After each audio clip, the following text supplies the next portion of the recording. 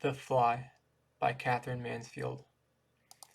"Y'all very snug in here," piped old Mr. Woodfield as he peered out of the great green leather armchair by his friend the boss's desk, as a baby peers out of its pram. His talk was over. It was time for him to be off, but he did not want to go. Since he had retired, since his stroke, the wife and the girls kept him boxed up in the house every day of the week except Tuesday. On Tuesday, he was dressed and brushed and allowed to cut back to the city for the day, though what he did there the wife and girls couldn't imagine. Made a nuisance of himself to his friends, they supposed. Well, perhaps so. All the same, we cling to our last pleasures as the tree clings to its last leaves. So there sat old Woodfield, smoking a cigar and staring almost greedily at the boss, rolled in his office chair, stout, rosy, 5 years older than he, and still going strong, still at the helm. It did one good to see him. Wistfully, admiringly, the old voice added, "It's snug in here, upon my word." "Yes, it's comfortable enough," agreed the boss, and he flipped the Financial Times with a paper knife. As a matter of fact, he was proud of his room. He liked to have it admired, especially by old Woodfield. It gave him a feeling of deep, solid satisfaction to be planted there in the midst of it in full view of that frail old figure in the muffler. "I've had it done up lately," he explained, as he had explained for the past how many weeks. "New carpet," and he pointed to the bright red carpet with a pattern of large white rings. "New furniture," and he nodded towards the massive bookcase and the table with legs like twisted treacle. "Electric heating." He waved almost exultantly towards the 5 transparent pearly sausages glowing so softly in the tilted copper pan. But he did not draw old Woodfield's attention to the photograph over the table of a grave-looking boy in uniform standing in one of those spectral photographers' parks with photographers' storm clouds behind him. It was not new. It had been there for over 6 years. "There was something I wanted to tell you," said old Woodfield, and his eyes grew dim, remembering. "Now what was it? I had it in my mind when I started out this morning." His hands began to tremble, and patches of red showed above his beard. "Poor old chap. He's on his last pins," thought the boss, and feeling kindly, he winked at the old man and said jokingly, "I tell you what, I've got a little drop of something here that'll do you good before you go out into the cold again. It's beautiful stuff. It wouldn't hurt a child." He took a key off his watch chain, unlocked a cupboard below his desk, and drew forth a dark, squat bottle. "That's the medicine," said he, "and the man from whom I got it told me on the strict QT it came from the cellars at Windsor Castle." Old Woodfield's mouth fell open at the sight. He couldn't have looked more surprised if the boss had produced a rabbit. "It's whiskey, ain't it?" he piped feebly. The boss turned the bottle and lovingly showed him the label. Whiskey it was. "Do you know," said he, peering at the boss wonderingly, "they won't let me touch it at home," and he looked as though he was going to cry. Ah, that's where we know a bit more than the ladies," cried the boss, swooping across for 2 tumblers that stood on the table and the water bottle, and pouring a generous finger into each. Drink it down. It'll do you good. And don't put any water with it. It's sacrilege to tamper with stuff like this. Ah, he tossed his pulled out his handkerchief, hastily wiped his mustaches, and cocked an eye at old Woodfield, who was rolling in his chaps. The old man swallowed, was silent for a moment, and then said faintly, "It's nutty." But it warmed him. It crept into his chill old brain, he remembered. That was it, he said, heaving himself out of his chair. I thought you'd like to know. The girls were in Belgium last week, having a look at poor Reggie's grave, and they happened to come across your boys. They're quite near each other, it seems. Old Woodfield paused, but the boss made no reply. Only a quiver in his eyelids showed that he heard. The girls were delighted with the way the place is kept, piped the old voice. Beautifully looked after. Couldn't be better if they were at home. You've not been across, have you? No, for various reasons. The boss had not been across. There was miles of it, quavered old Woodfield, and it's all as neat as a garden.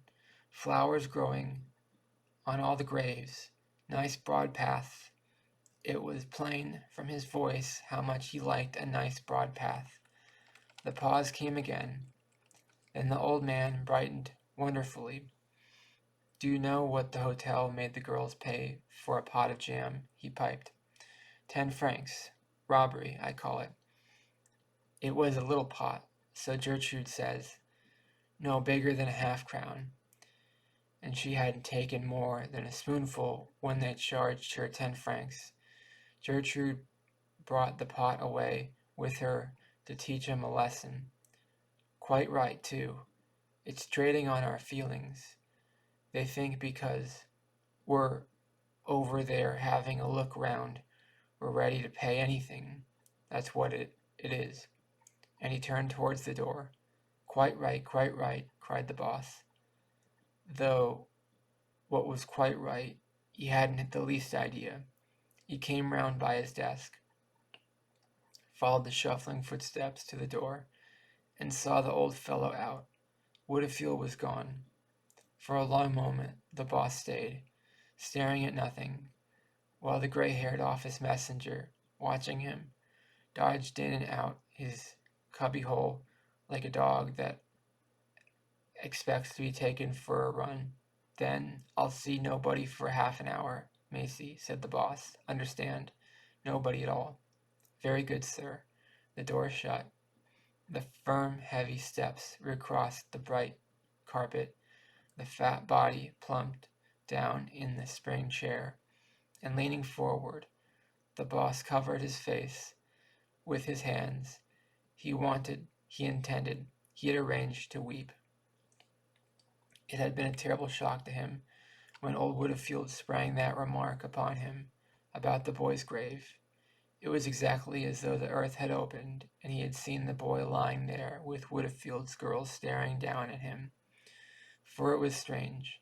Although over 6 years had passed away, the boss never thought of the boy except as lying unchanged, unblemished in his uniform, asleep forever. My son, groaned the boss, but no tears came yet. In the past, in the first months, and even years after the boy's death, he had only to say those words to be overcome by such grief that nothing short of a violent fit of weeping could relieve him. Time, he had declared then, he had told everybody, could make no difference. Other men perhaps might recover, might live their loss down, but not he. How was it possible? His boy was an only son. Ever since his birth, the boss had worked at building up this building for him. The boss had worked at building up this building for him.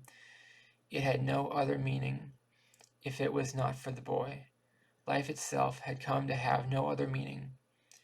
How on earth could he have slaved, denied himself, kept going all those years without the promise forever before him of the boy's stepping into the shoes and carrying on where he left off? And that promise had been so near being fulfilled.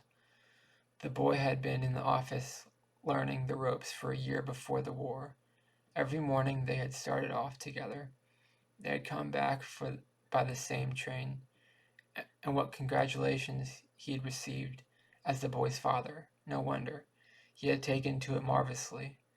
As to his popularity with the staff, every man, Jack, of them, down to old Macy, couldn't make enough of the boy, and he wasn't in the least spoiled.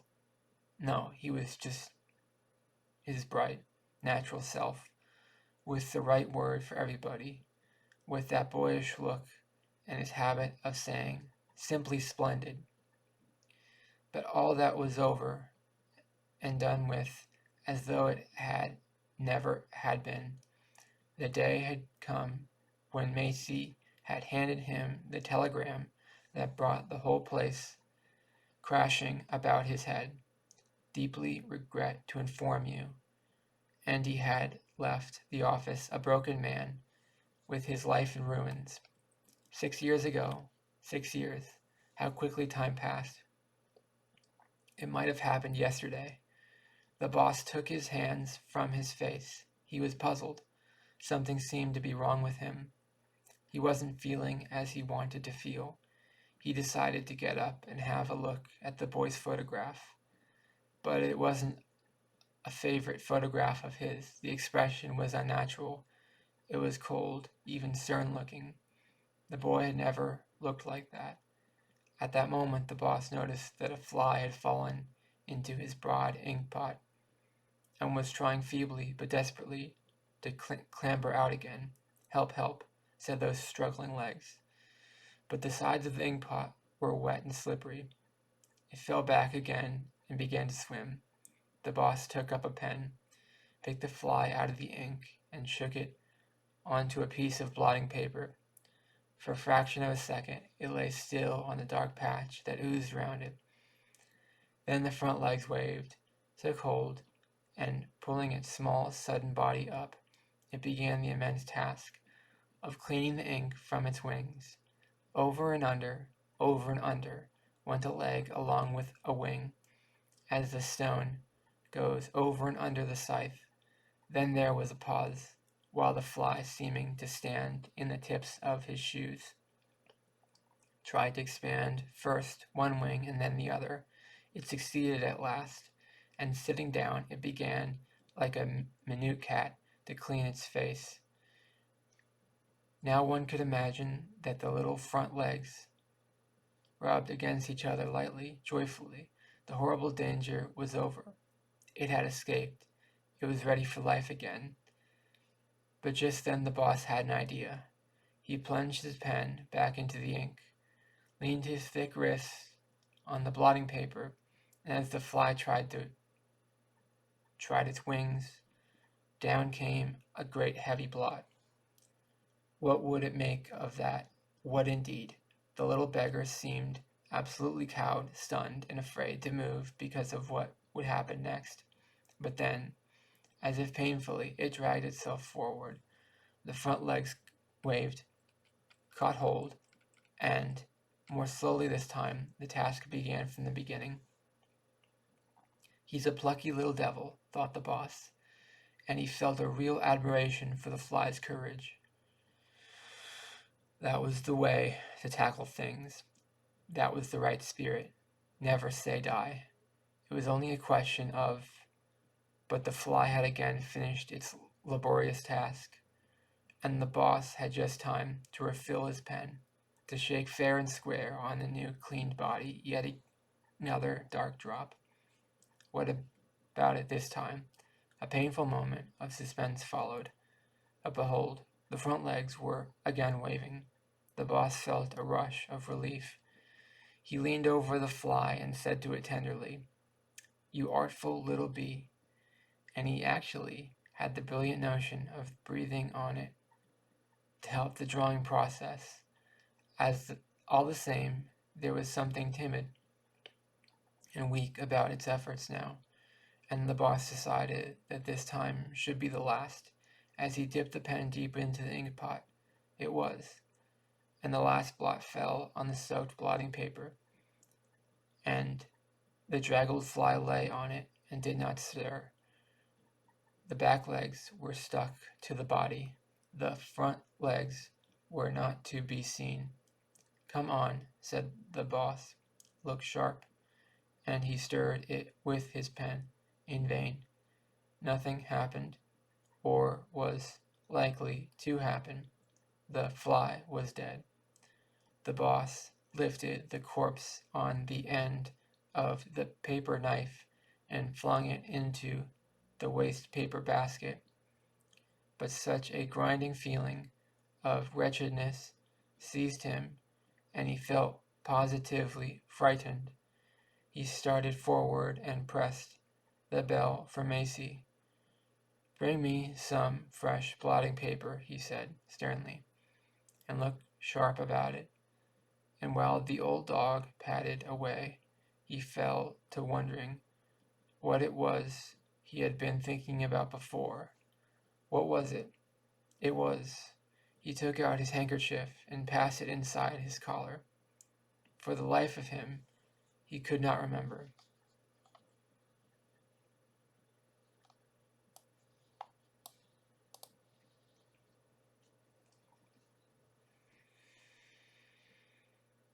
And that's the end of The Fly by Katherine Mansfield.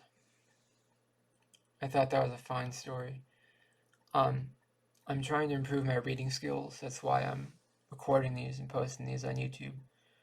I know my reading isn't very good. I'm actually trying to read slower than I was before because I think I was reading too quickly. I